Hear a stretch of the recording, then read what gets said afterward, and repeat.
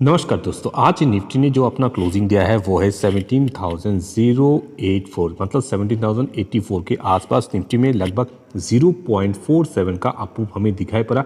Morning थोड़ा उसमें down move था निफ्टी में, पर अच्छा खासा रिकवरी किया और निफ्टी के इस कैंडल पे मुझे थोड़ा स्ट्रेंथ दिख रहा है। अगर निफ्टी और ऊपर जाता है या फिर कहाँ पे रेजिस्टेंस हो सकता है या फिर नीचे फिर से आ जाता है, कहाँ पे सपोर्ट ले सकता है, वो हम जानेंगे निफ्टी के चार्ट पे। उससे पहले अभी तक अगर चैनल को सब्सक्राइब नहीं किया, चैनल को सब्सक्राइब करके बेल आइकन को जरूर दबा दीजिए, क्योंकि इस चैनल पर आपको ट्रेडिंग स्ट्रेटेजी के साथ स्टॉक का बेस्ट लेवल भी बताया जाता है। तो चैनल के साथ बने रहिए और नीचे के लेवल पे बाय करके अच्छा खासा प्रॉफिट कमाइए।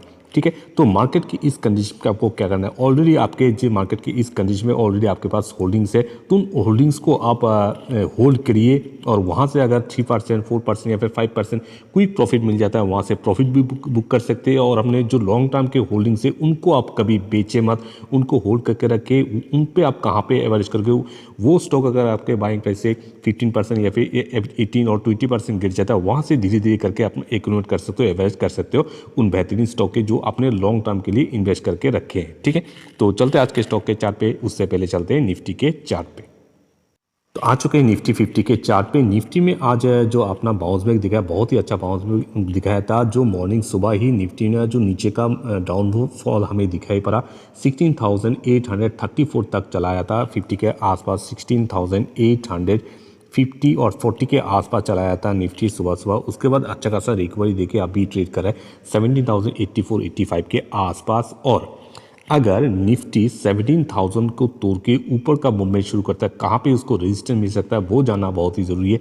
ऊपर का रेजिस्टेंस है हमारा, लिख के देता हूँ आपको, 17,500 ऊपर में रेजिस्टेंस है। इसको अगर तोड़ता है तो ऊपर जाने के बाद नेक्स्ट रेजिस्टेंस मिलेगा 18,000 पे, और वहाँ पे अगर तोड़ नहीं पाता 18,000 को, तो ये ट्रेड कर सकता है निफ्टी 17,500 से लेके 18,000 के रेंज पे। अगर 17,500 तोड़ नहीं पाता तो नीचे ट्रेड कर सकता है निफ्टी, लिख के दे देता हूँ, 17,500 रेजिस्टेंस, नीचे का सपोर्ट है 16,700 और 16,400। ये 3 लेवल है निफ्टी का और रेजिस्टेंस है 17,500, सपोर्ट है 16,700, 16,400।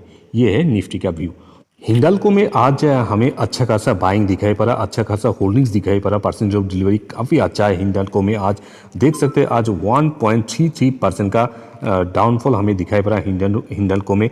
450 में आज क्लोजिंग हुआ, दिन का लो बनाया 451। तो नीचे आके देखते हैं परसेंटेज ऑफ डिलीवरी। यहाँ पे देख सकते हैं 53 लाख के ऊपर टोटल, ऑलमोस्ट 54 लाख के करीब उसमें ट्रेड हुआ, जिनमें से 58% लोगों ने अपना डिलीवरी लिया है इस स्टॉक में। तो चार्ट पे देखते हैं किस लेवल पे स्टॉक को हम बाय कर सकते हैं। हिंडाल्को मेटल जो सेक्टर है, इस सेक्टर से बिलोंग करता है ये स्टॉक, और इस स्टॉक का जो मार्केट कैपिटलाइजेशन है वो 1 लाख के ऊपर है, 1 लाख करोड़ के ऊपर है। वन डे कैंडल से पूरा चार्ट रिप्रेजेंट करूँ और इस स्टॉक का जो पहला टॉप है वो जानना बहुत ही ज़रूरी है। 550 अपना टॉप लेके उसने जो कंटिन्यू गिरावट में अपना जो लेटेस्ट सपोर्ट लिया था वो ऑलमोस्ट 405 के आसपास, वहाँ से उसने अपना अपमूव लिया और 468 तक अपना टॉप लेके फिर से उसमें थोड़ा सा डाउनफॉल आया, फिर से उसने अपना अपमूव लिया 468 में, फिर से 1 2 3 दिन लगातार उसमें कंटिन्यू हमें गिरावट दिखाई पड़ रहा है। तो क्या इसी प्राइस पे हमें अभी जो प्राइस चल रहा है इसी प्राइस पे हमें बाय करना चाहिए? मुझे लगता है थोड़ा क्वांटिटी ज़रूर इस प्राइस पे उठा सकते हैं, क्योंकि कंटिन्यू गिरावट के बाद एक सपोर्ट जब लेता है एक स्टॉक, फिर से अपना टॉप लेता है, फिर से ऊपर का आप देख सकते हो। तो ये स्टॉक कैसे चल रहा है? ऐसे चल रहा है, ऐसे ऐसे ऐसे तो ऐसे, तो इस तरह ये फिर से नया टॉप बना सकता है। तो इस प्राइस पे बाय करना बनता है थोड़ा क्वांटिटी। किसी कारण ये जो करंट प्राइस है इससे नीचे आ जाता है, जो लोग इंतजार करें नीचे के लेवल से कहाँ पे सपोर्ट ले सकता है वो भी जानना बहुत ही जरूरी है। फिर से अपना जो सपोर्ट ले सकता है ये 430 के लेवल से, अगर इस लेवल को भी तोड़ के नीचे आ जाता है ये सपोर्ट ले सकता है 400, जो कि इस वाले सपोर्ट में। ठीक है, इन दो लेवल को ट्रैक कीजिए, अगर नीचे आता है इस लेवल पे सपोर्ट लेता है, कुछ क्वांटिटी यहाँ से बाय कर सकते हैं। उसके बाद आपका पहला टारगेट होना चाहिए 668, उसके बाद 470, उसके बाद 500। ठीक है, तो चलते बने नेक्स्ट स्टॉक के पास। CDSL किस प्राइस से बाय कर सकते हैं, उससे पहले उसका ओवरव्यू थोड़ा जान लेते हैं। स्टॉक एक स्मॉल कैप स्टॉक है, 15,294 के करीब उसका मार्केट कैपिटलाइजेशन है, और जिसका थोड़ा वैल्यूएशन के बारे में बात करें तो उसका P है 76 और सेक्टर का पी है 80, सेक्टर का पी है 26, मतलब आपके सेक्टर के पी से थोड़ा महंगा मिल रहा है और स्टॉक भी थोड़ा प्रीमियम टाइप का स्टॉक है तो थोड़ा महंगा तो मिलेगा ही, ठीक है।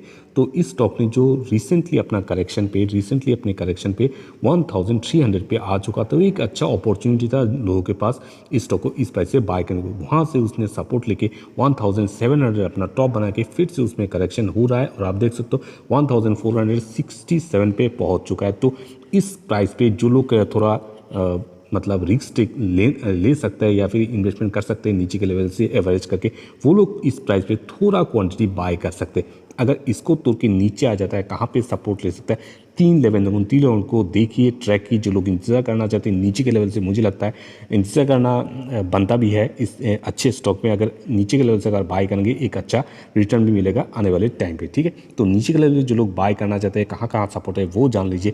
पहला सपोर्ट है 1400, इस लेवल को ज़रूर हम ट्रैक करेंगे। इसको तोड़ के नीचे आ जाता है 1350, और अगर किसी कारण इसको तोड़ के कंटिन्यू तोड़ के गिरावट होने के बाद कंटिन्यू तोड़ के नीचे आ जाता है, इस यहाँ पे सपोर्ट लेता है तो यहाँ पे बाय करेंगे, ना कि यहाँ पे, ठीक है।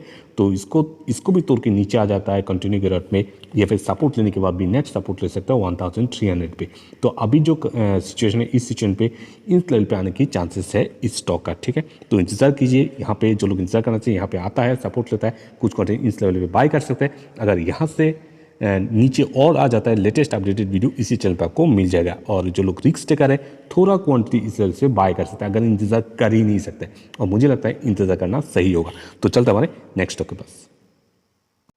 आईजीएल इन्वेस्टर को काफ़ी पैसे बना के दे रहा है एक रेंज पे ये ट्रेड करके, ठीक है। तो आईजीएल का आज उसमें 2.20% का गिरावट हमें दिखाई पड़ा। 483 में क्लोज हुआ स्टॉक और दिन का लो बनाया 482, और नीचे आके देखते हैं परसेंटेज ऑफ डिलीवरी, साथ ही उसमें जो ट्रेड हुआ है 19 लाख के ऊपर, ऑलमोस्ट 20 लाख के ऊपर टोटल ट्रेड हुआ, जिनमें से 66% लोगों ने बाय करके अपने होल्ड्स में जमा किया।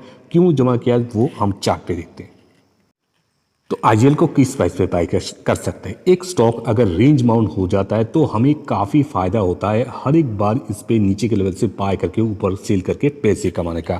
कंटिन्यू गिरावट होने के बाद स्टॉक ने जो 600 टॉप लिया, वहाँ से कंटिन्यू गिरावट होने के बाद अपना सपोर्ट लिया 450 में। उसके बाद देख सकते हैं 510 अपना टॉप लेके फिर से उसमें करेक्शन आया, सपोर्ट लिया 475 में, फिर से उसने टॉप लिया 510, उसके बाद फिर से उसमें गिरावट आया, फिर से थोड़ा 500 तरफ गया, फिर से उसमें गिरावट चल रहा है, ठीक है। तो 1 2 3 टाइम्स उसमें हमें अपॉर्चुनिटी मिला पैसे कमाने का, फिर से अपॉर्चुनिटी दे रहा है ये स्टॉक हमें पैसे कमाने के लिए। तो कहाँ पे सपोर्ट ले सकता है, सपोर्ट एक ही आप कंटिन्यू आप देख सकते हो सपोर्ट ले रहा है 475 में। तो कोई इंतज़ार कर रहा है 475 में बाय करने, इंतज़ार कर सकते हैं। कल फिर से अगर इसमें डाउनफॉल आता है 475 में आता है, आप बाय कर लीजिएगा। अगर और इंतज़ार करना चाहते हैं नीचे के लेवल पे, मुझे नहीं लगता और नीचे जाने वाला है अभी, तो इसको ही हम एक स्ट्रॉन्ग सपोर्ट जोन मान के यहाँ से बाय कर सकते हैं। अगर गिरावट होता है बाई चांस तो हमारा सपोर्ट 450 है, और हमारा पहला टारगेट होना चाहिए 510 के आसपास, ये वाला। इसको तोड़ के ऊपर जाने लगता है तो हमारा टॉप ले सकता है 525 रिसेंट टॉप, जहाँ से हम इसको सेल कर सकते हैं शॉर्ट टर्म प्रॉफिट के द्वारा, ठीक है। तो चलता हमारे नेक्स्ट स्टॉक के पास। आज दिन भर के न्यूज़ पे छाया रहा आरबीएल बैंक, क्योंकि आरबीएल बैंक में आज 18% के ऊपर लगभग आई थिंक 24% का गिरावट हमें दिखाई पड़ा। फिर से उसमें रिबाउंस हमें दिखाई पड़ा, दिन का लो बनाया 130 और जो क्लोजिंग दिया है 140 पे। नीचे के परसेंटेज ऑफ डिलीवरी यहाँ पे देखते हैं वो कितना कह रहा है। परसेंटेज ऑफ डिलीवरी देख सकते हैं 17% लोगों ने, जस्ट 17% लोगों ने होल्डिंग्स लिया है आज। उनमें से जो ट्रेडिंग हुआ है आज लोगों ने दम मतलब क्या बोलूँ अब 17 करोड़ के ऊपर टोटल ट्रेड लिया है, और लोगों ने जम के इस पे इंट्राडे किया है और प्रॉफिट भी कमाया होगा, ठीक है।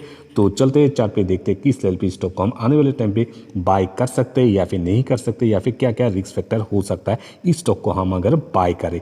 ज़्यादा बकबक नहीं करूँगा क्योंकि ऑलरेडी मैंने ये सारा न्यूज़ मैंने अपने टेलीग्राम चैनल पे आपको सुबह ही दे दिया था, तो इस न्यूज़ का फिर से आपके साथ डिस्कस करने का कोई मतलब नहीं। आप चाहो तो वहाँ से टेलीग्राम चैनल पे ज्वाइन करके आप वो न्यूज़ देख सकते हो, जिसका लिंक है, टेलीग्राम का लिंक डिस्क्रिप्शन पे है, और चाहो तो आप मनी कंट्रोल पे भी ये सारा न्यूज़ देख सकते हो, ठीक है। तो चलते हैं स्टॉक के चार्ट पे देखते हैं अगर स्टॉक और नीचे आता है कहाँ पे सपोर्ट ले सकते हैं, और जो लोग ऑलरेडी बाय करके फंसे हुए वो लोग क्या करें।